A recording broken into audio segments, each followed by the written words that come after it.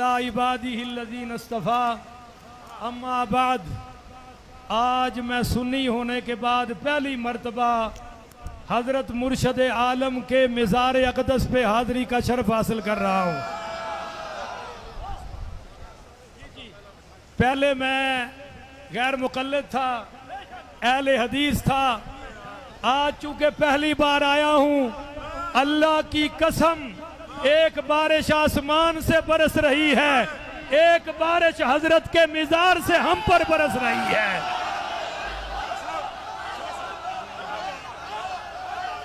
और मैं सैयद होकर हजरत के दस्ते अक़दस पे सैयद होकर बैत हुआ हूं, इसलिए कि मेरे नाना मुस्तफ़ा का, मेरे दादा अलीउल मुर्तज़ा का, मेरे बाबा हसन हुसैन का फैजान आज